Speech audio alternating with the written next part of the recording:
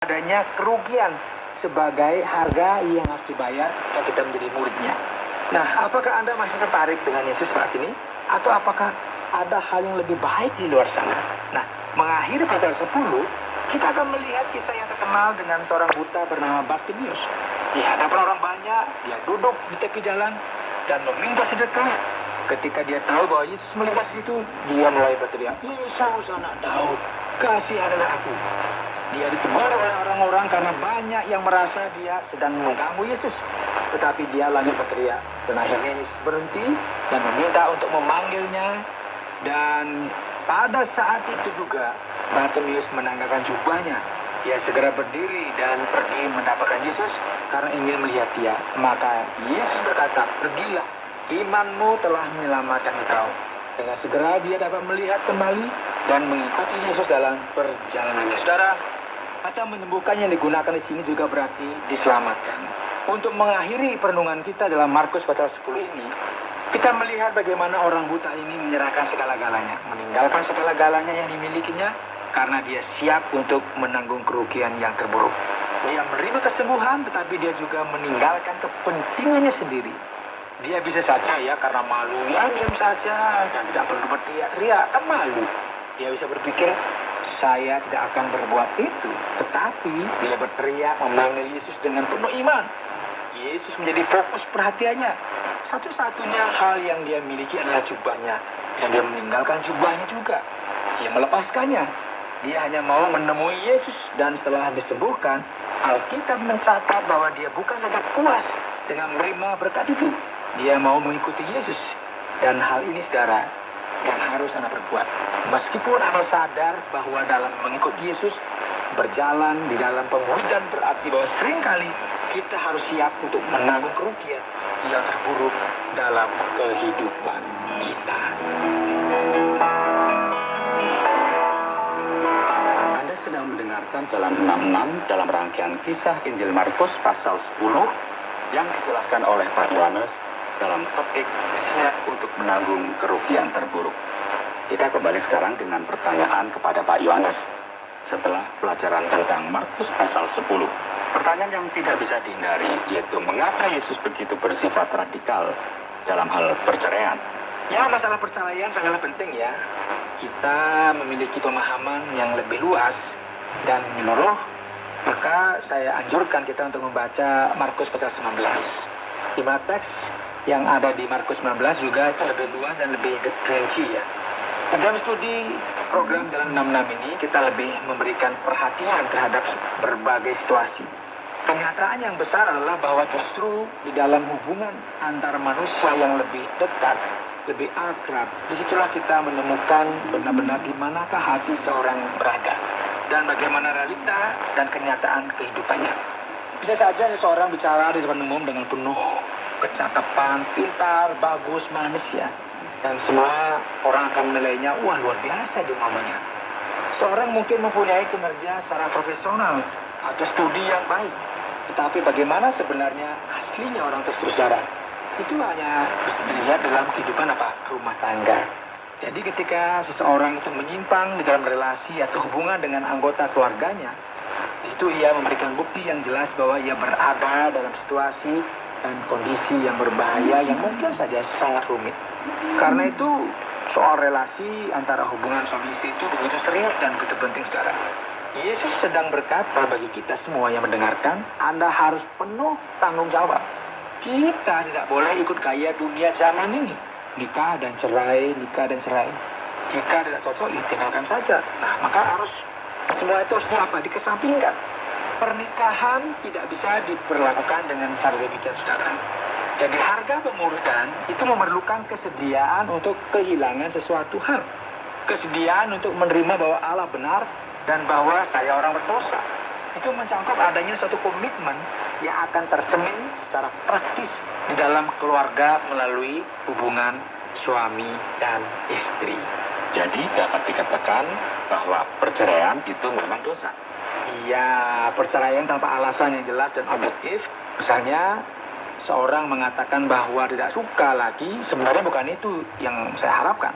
Saya merasa tidak enak, saya punya hak untuk berbahagia, alasan-alasan sepele ini jelas adalah dosa, saudara. Orang tidak menyelesaikan masalahnya dan sebenarnya akan membawa masalahnya ke dalam pernikahan kedua atau ketiga. Karena itu penting sekali memperhatikan apa yang dikatakan oleh Yesus. Baik, kita telah membahas soal perceraian. Kini kita bicara tentang anak-anak. Apa artinya menjadi seperti seorang anak untuk masuk di dalam kerajaan Allah? Pak Yohanes, apakah hanya orang yang di bawah umur saja yang dapat masuk di dalam kerajaan Allah?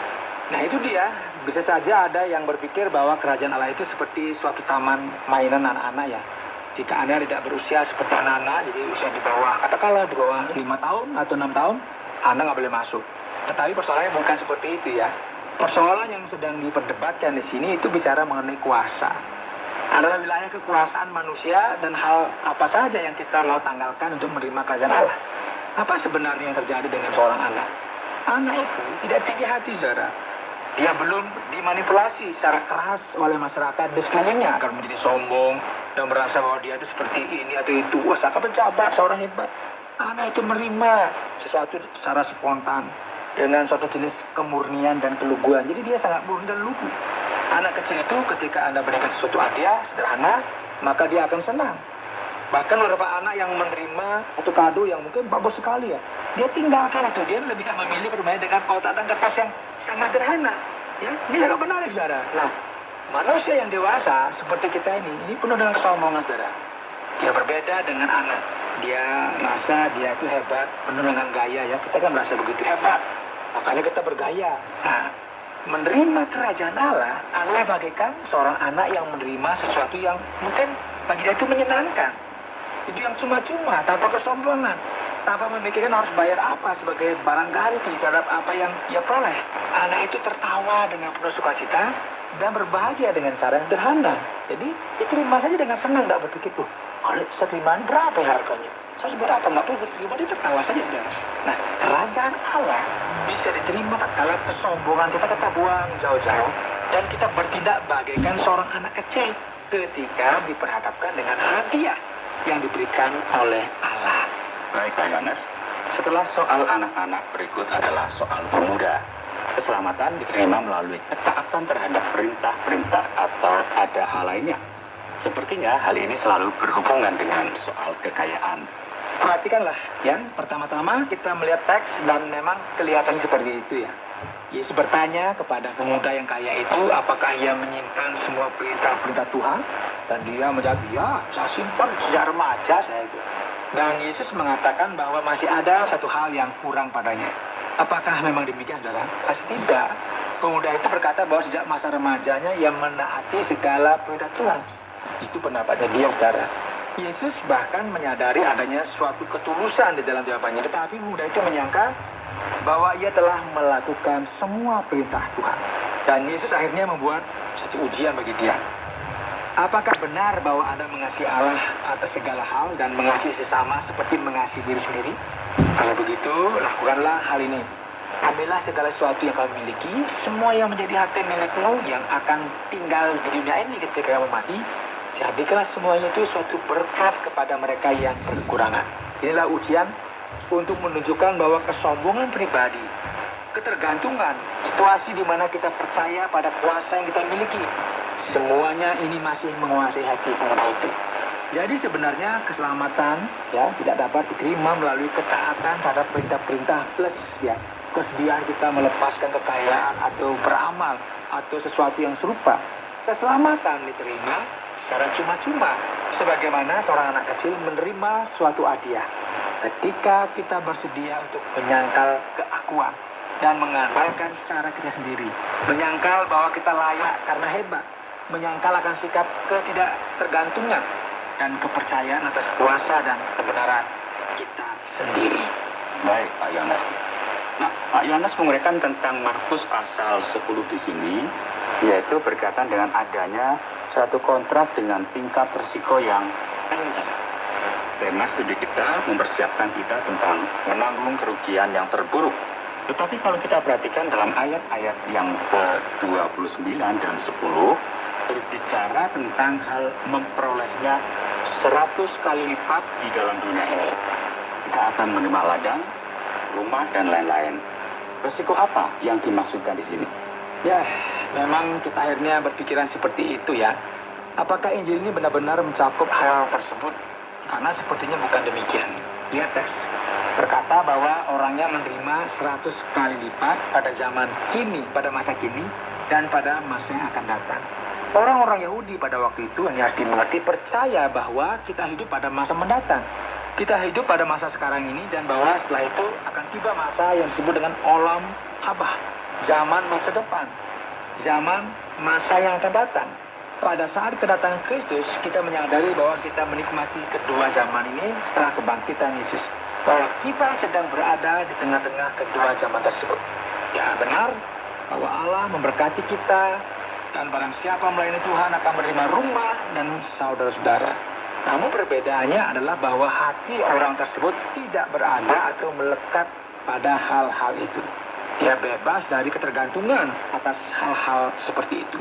Permasalahannya bukan kita memiliki barang-barang itu, tetapi bagaimana kita menghargai apa yang tidak layak dihargai. Sewaktu seseorang mempunyai berbagai hal di tangan dan mengelola hal tersebut bagi kebaikan semua orang, ini yang luar biasa, saudara. Sewaktu seseorang terikat pada hal-hal tersebut, jadi materi dan sebagainya, dan berjuang untuk memperoleh lebih daripada yang dimiliki orang lain, disitulah terletak kegilaan yang besar. Wah, sampai pusing begitu loh. Dan dianggap sebagai kebodohan yang besar. Tetapi ada satu hal yang penting yang tidak boleh dilupakan oleh siapapun juga. Ada satu paket tambahan di tengah-tengah tumpukan hadiah yang akan diterima. Bukan saja soal rumah, saudara-saudara, anak-anak dan ladang, penganiayaan juga. Jadi penting sekali memperhatikan bahwa Allah memberkati kita bahkan dengan penganiayaan yang sering kali menolong kita untuk memahami nilai-nilai hidup dengan cara yang tepat.